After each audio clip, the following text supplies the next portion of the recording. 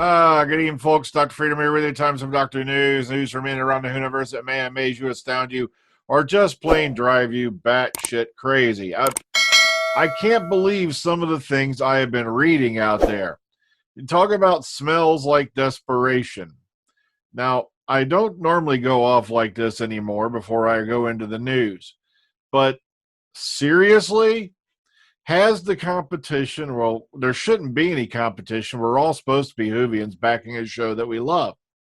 But then I sit here and read that somebody has had the tenacity, the stupidity, and the outright craziness to post that, get ready for this, Chris Chibnall is advocating child murder because of his storyline in The Timeless Child, where we saw, Tecteun, experimenting on, the timeless child in those scenes. Dude, if you even read Stephen King, trust me, read it and then sit there and tell me Stephen King is advocating child murder and things like that, or let alone one of the many other things that's been done in various Stephen King books. Not to mention, does that mean Wes Craven was out to kill teenagers because of his infamous, Nightmare on Elm Street saga? But saying that Chibnall's out, to advocate the murder of children because of a timeline. Dude, what about what Russell T. Davies did to kids? In that little thing called Torchwood Children of Earth? It's just desperation, folks, and it's just completely out of bounds. But I'm not kidding. It smells like utter desperation. Because you can't get your point across, or because others do not share your point of view, you now have to play classic attack the man strategy by attacking Chibnall and his storylines and try to make it sound like he's advocating something that is just beyond, just not only unnerving, but, outright disgusting. Folks, it's fiction. I'm sorry. I've seen far, far worse abominations and, incriminating acts and things like that done on various television shows, and I've never seen anyone who's been moronic enough to state that the writer is implying that some kind of act of violence, especially on younger people, is what, they're advocating. That's all I'm going to say on that matter. Seriously, grow up, people. Act like adults. And never forget the words of Mark Twain, I believe it was. Yeah, I almost said train, because the train wreck's going on. They've announced Star Trek Discovery 3. Oh, sorry. But in the words of Mark Twain, never argue with a fool in public because onlookers may not know who's who. Well, I paraphrased it a little. But let's get into the news, shall we? Let's get into the stuff I came here to share with you originally, all right? First off, Peter Davison, Colin Baker, Sylvester, McCoy, and Paul McGann are game for a 60th anniversary, reboot. Basically they want to do something along the same lines as the Five-ish Doctors reboot. Now, a lot of people have been wondering, when there was going to be a sequel to the thing, but you have to remember, nobody who appeared in the Five-ish Doctors reboot actually collected a paycheck for it. This was people, who took time out of their own schedules, such as like Olivia Colman, Sean Pertwee, and, various, many others. And, did this as an act and labor of love, for basically free out of their own time. It's like, and to get that many people back together, for such an event, it's, and just to get them together in the first place is pretty rare. So if they pull it off again, I'd be happy. But at the same time, people have lives, people have things they got to do to keep moving, Okay. A moment of positivity, 5 good things written by Chris Chibnall. Now, I've seen this article ridiculed, but it's just amazing to me how people have been openly attacking Chris Chibnall since he took over the show. It's like not even the first episode of Series 11 had aired when Chibnall was being, just outright, jumped on Twitter and various other platforms on social media. Like Broadchurch. A lot of people like Broadchurch. I couldn't get into it. Wasn't my bag. Maybe one of these days I'll go back and re-explore it, but not my thing. Dinosaurs on a Spaceship and the Power of 3. I love Dinosaurs on a Spaceship. It was just a simple, fun episode.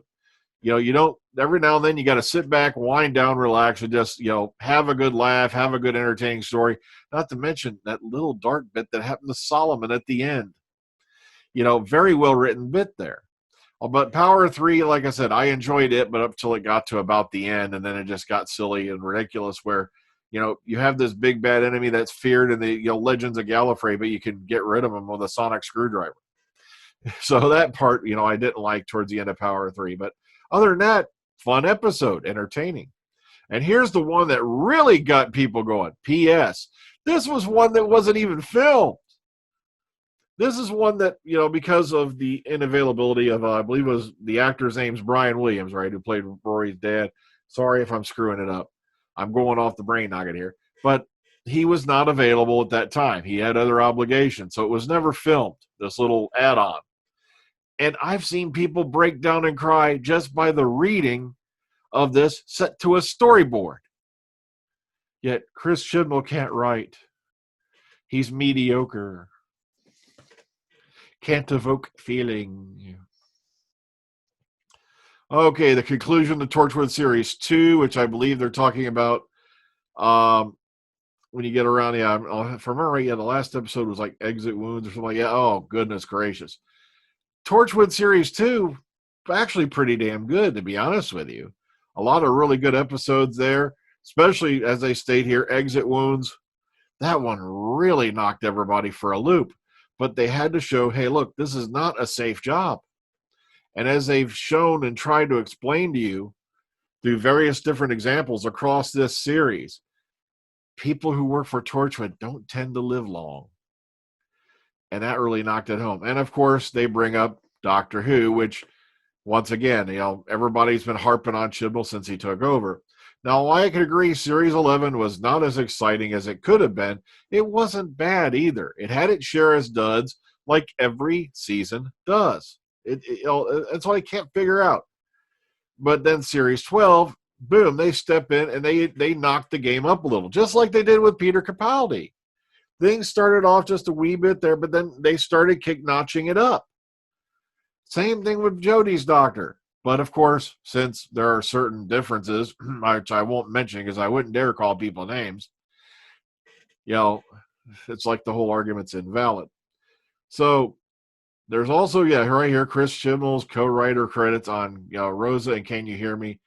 And like I said, Rosa, to me, really, that took some really man-sized brass balls.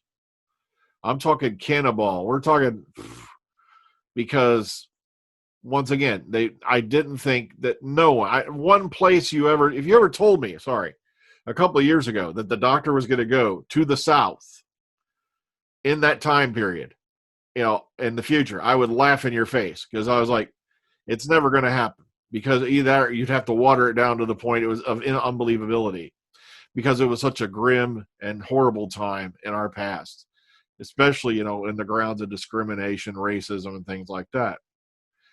And, it's like I said, it's just not a time we're proud to look at. But he brought it out, he put it in your face, and he just showed you how one person can go out there and make a difference. It's just amazing. But, of course, it's a Chibnall era episode, so it must suck for some reason. Now, one thing I didn't like about Rosa, though, was the villain. The villain was mediocre. I got to say that Krasko was a joke.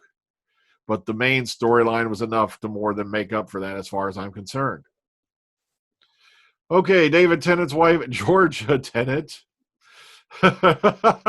reveals awkward exchange between Doctor Who and star Michael Sheen. And if you want to get into this, like I said, I tried getting into Good Omens. It just wasn't my bag. So I'll leave this one here for you all to take a look at, especially if you're a fan of the Good Omens. Okay, Peter Capaldi narrates a video featuring football stars for Children's Hospice Appeal. Doctor Who's Peter Capaldi teamed up with Harry Kane, Della Ali, Harry Winks, Hugo Lloris, Lucas Moura, and other Tottenham Hotspur first-team players to raise funds for Noah's Ark's Children's Hospice. So, once again, Peter out there, doing his bit to help with Children's Hospice and various other charities. Please be sure to go watch this video. It's a very, very touching video. I've already watched it myself. And Peter, of course, flawless narration. Okay, Chicago TARDIS this year is going virtual. And that is because, once again, due to COVID. So here's all the info you're going to need for it so far. Keep yourself updated on when it's actually going to happen. So anyone who's already reserved your room, they said they're pretty much already going to automatically cancel it, things like that. So keep your eyes out, keep your ears peeled on when the virtual con will pop up, all right? I'm sure this will be updated as more details become available. And Colin Baker on the spiritualism of Doctor Who. The Sixth Doctor tells Den Geek about fans, fanatics, five-ish doctors, and his realistic hopes for Doctor Who's 60th anniversary celebration. And so, nice interview with Colin Baker here with Den Geek. Be sure to go check this out. Colin's always an amusing read himself.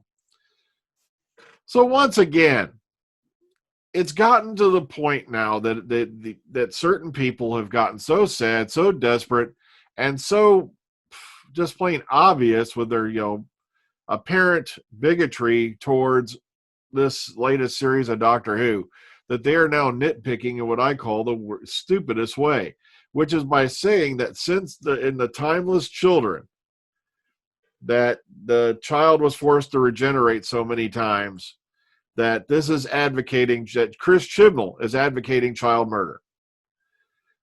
Seriously, and as my dad or my mother might say, grow up. Oh, goodness gracious. If you don't like something, keep doing what you're doing, which is voicing your own opinion. But come on, when you say something like this, when you try to make the argument that somebody is doing something because of something they wrote, or they advocating some kind of act of violence because it's something they wrote in a piece of fiction, you're really scraping the bottom of the barrel at this point. Well, folks, I'm getting out of here, so please take care of yourselves and each other. If you've liked this video, please subscribe, hit the like button, and also please hit the bell button, because as much as I like to make regular uploads, they've got us on 9-hour days, 45-hour weeks, and sometimes 54-hour weeks, despite the fact there's a COVID virus thing going on. So I've not been able to upload as regularly as I would like. So please stay out there, stay informed, stay positive, and don't listen to the dark side, or you'll wind up losing the high ground and end up in a metal suit and talking like James Earl Jones with a synthesizer. Wait, that's Star Wars. All right, good night, folks. Take care.